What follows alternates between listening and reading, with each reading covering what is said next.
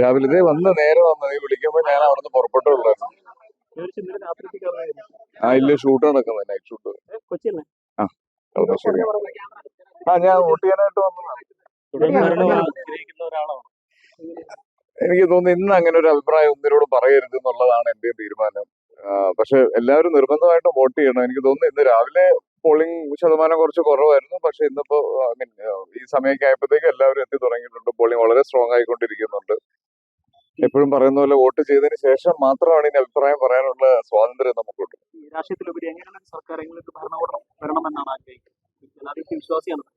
എപ്പോഴും എല്ലായ്പ്പോഴും നമ്മൾ ആഗ്രഹിക്കുന്ന പോലെ നമുക്ക് ഇതുവരെ കിട്ടിയിട്ടുള്ളത് പോലെയൊക്കെ തന്നെ അഭിപ്രായ സ്വാതന്ത്ര്യമുള്ള ഒരു സർക്കാരായിരിക്കണം നമുക്ക് വേണ്ടത്. അതാണ് ഞാൻ എപ്പോഴും പറയുന്നത്. നമ്മളോട് നമുക്ക് ഇന്ററാക്ട് ചെയ്യാൻ പറ്റുന്ന, നമുക്ക് ആക്സസ് ചെയ്യാൻ പറ്റുന്ന, നമ്മുടെ കയ്യെത്തും ദൂരത്തുള്ള ഒരു ഭരണ സംവിധാനം തന്നെ വേണം നമുക്ക് എപ്പോഴും. അതാണ് നമ്മൾ ശീലിച്ചത്.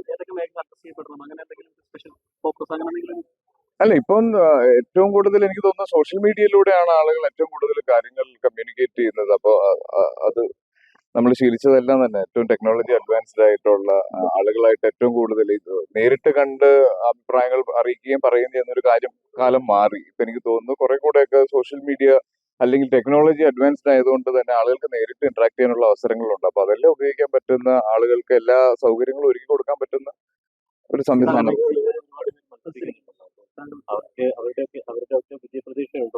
ഒരുപാട് പ്രതീക്ഷയുണ്ട്.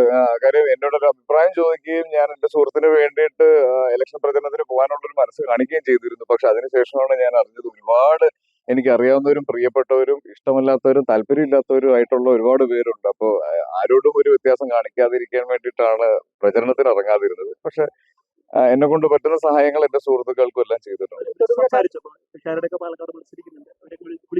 പിഷാരടി മാത്രമല്ല, എനിക്ക് അറിയാവുന്ന, പേഴ്സണലി അറിയാവുന്ന ഒരുപാട് നിലവിൽ മന്ത്രിമാരായിട്ടിരിക്കുന്നവരും MLA-മാരായിട്ടിരിക്കുന്നവരും ഒരുപാട് നല്ല, ഞാൻ ഇഷ്ടപ്പെടുന്നവരും ഞാൻ ഉറ്റുനോക്കുന്നവരുമായിട്ടുള്ള ഒരുപാട് രാഷ്ട്രീയ നേതാക്കന്മാർ നമുക്കുള്ള ഒരു നാടാണ്.